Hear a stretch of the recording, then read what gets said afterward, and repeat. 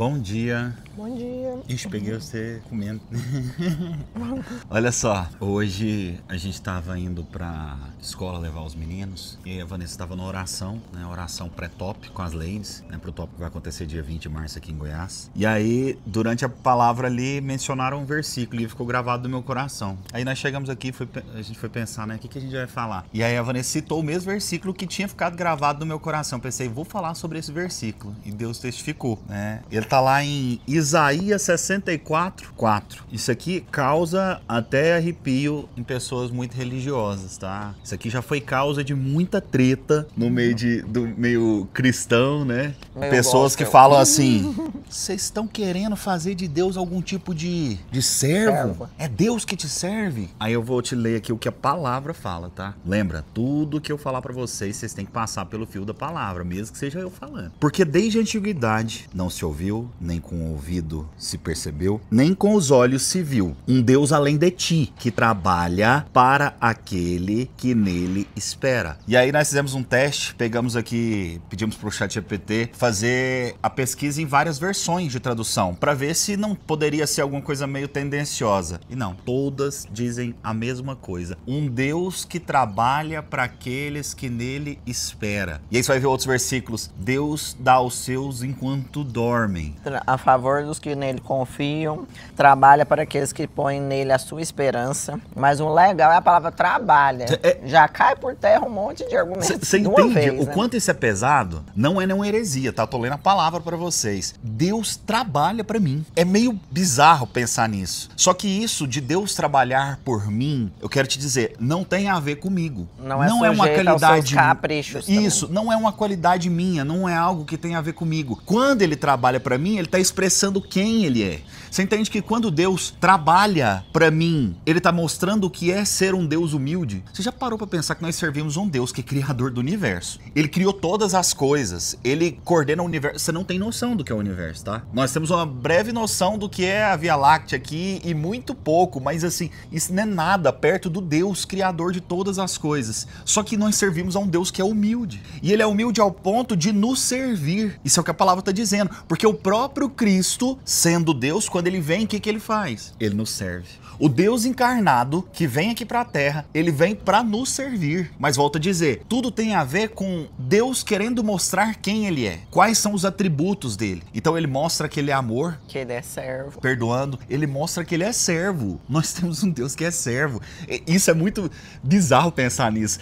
Você não fica assim, tipo assim, não é algo que confronta. Não é algo assim que é muito grandioso de se compreender. Nós temos um Deus que se doa. Nós temos um Deus que se sacrifica. Esse é o nosso Deus. E aí o próprio profeta que diz, né? Nunca se viu um Deus, além de ti, que trabalha para aqueles que nele esperam. Porque desde a antiguidade, deuses foram inventados pelo homem. Mas a imaginação humana nunca aceitou a ideia de um Deus soberano, poderoso, maior que o nosso entendimento, criador de todas as coisas, se submeter a cuidar e a servir um ser humano que é frágil, que é falho, que é sujinho, que é o neném que caga na roupa o dia inteiro. Basicamente isso. Então, assim, da mesma forma como ele nos ensina através de Jesus, ele continua nos ensinando através de toda a história individual de cada um. Ele não só serviu e trabalhou uma única vez, que foi o sacrifício na cruz por nós. E olha o que foi o sacrifício na cruz por nós. Um Deus que se diminuiu, nasceu e parou 33 anos para viver uma vida comum aqui na Terra, junto com homens, que não é coisa fácil de se viver. Todo mundo que já tem 30 e poucos anos, sabe? Aguentou muita coisa. Muito mais Deus, que era santo no meio dos porquinhos, né? Então, e ele se sacrificou por isso, por esses sujinhos, por nós, os sujinhos. Ele faz isso para mostrar quem ele é. Só que ele não só quis nos salvar, ele também quer nos transformar até a consumação do século. Ele fala, estarei contigo até a consumação dos séculos. E eu comecei a boa obra que eu hei de terminar. Então, ele vai continuar fazendo. Então, quando fala, não, eu já te salvei, salvou, o resto é com você? Não, gente. Se você quiser viver uma vida pesada, tentando sozinho o resto, problema seu. Eu quero, com a palavra de Deus, colher tudo que Deus tiver para mim. Galardoador dos que o buscam. Isaías está no Antigo Testamento, mas no Novo Testamento, Paulo já vem com versículos que completam isso. Ele continua nos abençoando quando a gente busca ele. Não por vontades egoístas, mas para que a gente cresça e seja amadurecido, trabalhado por ele. Então Deus vai te servir, ele trabalha por você para que a sua vida seja completa, seja trabalhada completamente até a glória. Você sabe o que acontece? Nós estamos acostumados com relações comerciais. Como que é uma relação comercial? Até num casamento, as pessoas estão acostumadas com a relação comercial. Eu te trato bem, eu te dou carinho, eu pago suas contas, eu resolvo as coisas aqui em casa. Aí, então, você faz amor comigo, você me trata bem, isso, isso e aquilo. Eu recebo esse tipo de mensagem todos os dias. A mulher fala, não, mas meu marido não faz tal coisa, por que que eu vou fazer? E aí vem o marido, mas minha esposa não faz tal coisa, por que que eu vou fazer? O que vocês estão querendo dizer é basicamente que vocês estão tendo uma relação comercial. Peraí, se eu pagar, a moeda não é dinheiro. Vocês estão fazendo permuta. Vocês estão fazendo permuta de serviço. Se eu te sirvo, você me serve. Vocês estão entendendo? E aí, nós agimos assim com o cônjuge, nós agimos assim com os filhos. Menino, se você fizer direitinho a tarefa, eu te dou um presente. E ele cresce aprendendo essa relação comercial. Sempre é, eu te dou algo para receber algo. E essa relação comercial, ela não é uma coisa tão esquisita assim. Ela é humana. Ela é humana. Ela é humana. É a expressão do homem. Você dá, você recebe. Você ganha, você distribui. Você não tem, então ninguém me tira. Ela é humana. É humana. E aí você vem pro trabalho, é desse jeito também. Espera-se que seja, tá? Você vai pra escola, é desse jeito. Se eu estudar, se eu fizer prova boa, eu passo. Se eu fizer alguma coisa, eu vou receber algo em troca. Se eu plantar, eu vou colher. Só que quando nós chegamos pra Deus e a gente quer lidar com ele da mesma forma, a gente se estrepa.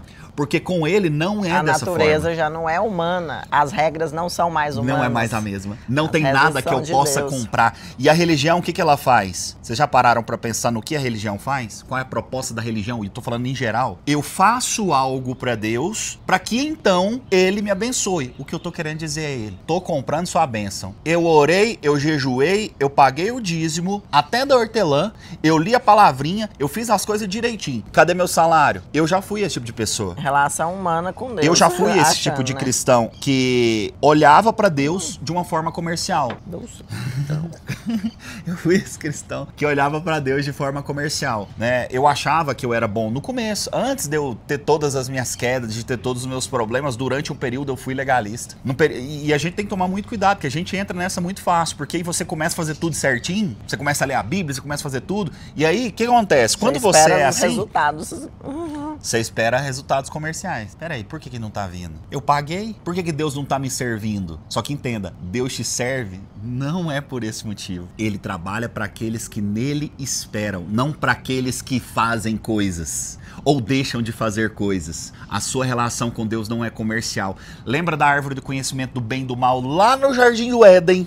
Por que o homem escolheu a árvore do conhecimento do bem e do mal? Para fazer o bem. Ele não escolheu para fazer o mal. Ele escolheu para saber o que era bom e o que era ruim, para decidir fazer o que é bom. Só que naquele momento ele decidiu, ele estava falando, eu quero uma relação comercial com você, Deus. Eu quero ser aceito por você pelo que eu faço. E aí você vai ver, tudo tem a ver com mérito. São pessoas que têm um mérito próprio, que têm justiça própria, que querem ser bons. Você já viu aquela pessoa que acha que é bom? Ele é implacável com os outros. Ele não consegue ter empatia, ele não consegue ter piedade, ele aponta o dedo pra todo mundo. Você vai ver na internet. Às vezes, eu venho falar aqui alguma coisa, posto um vídeo pra vocês, confesso minhas dores, confesso meus problemas, a Vanessa confessa os dela, e a gente vem e mostra que a gente é humano, vai vir um monte de santo e vai falar, não, mas eu não faria isso. Esse erro eu não cometo. O meu caráter é inquebrantável. É porque não entendeu, ainda não se enxerga. Ainda tá se achando demais. Não entendeu o que é ser humano. A sua relação com Deus, ela não é comercial. Você tem que simplesmente crer. Agora, Deus vai fazer tudo o que eu quero e todos os meus sonhos e todas essas coisas? Não é assim também, não. Ele vai fazer a vontade dele na sua vida. Só que ele é o pai bondoso que dá a comida certa pro bebê. Exato. E não deixa o bebê comer chocolate. Exato. E a palavra Dá de Deus, cenourinha, dá amassada. A palavra de Deus, ela explica a própria palavra de Deus. Então você vai ver sobre sonhos. A palavra de Deus vai dizer que ele gera em mim o querer coisas. Ele gera em mim o querer e o realizar. Só que tem coisa que não é ele que gera. Tem vontades que são concupiscências mesmo. São desejos da minha própria carne. São desejos que vêm, porque eu sou ser humano. Esses nem todos Deus vai atender. Eu digo nem todos, por quê? Porque às vezes tem um desejo de ter alguma coisinha. Tem bobeiras que Deus até dá pra Ele nós. dá. Eu vou te dar um exemplo. Que é bobeira. Eu vou te dar um exemplo besta. Eu tenho um monte de exemplo besta. A Vanessa queria... Vai falar de besteiras minhas. Vai falar das minhas besteiras. Não. É aquele do carro, por exemplo. Vanessa passando aqui na frente aqui numa das ruas e ela viu um carro parado. Ela falou, nossa, acho que eu queria um carro. E não é. Era uma Mercedes que estava lá. Eu acho que não é esse. Mas eu acho que eu já quero trocar de carro. Mas será que é o momento? Será que é algum... É coisa da minha cabeça? Que tem alguma coerência fazer agora. Isso? Aí ela chega em casa. E aí eu tô tomando banho. E aí meu bem, eu preciso trocar seu carro.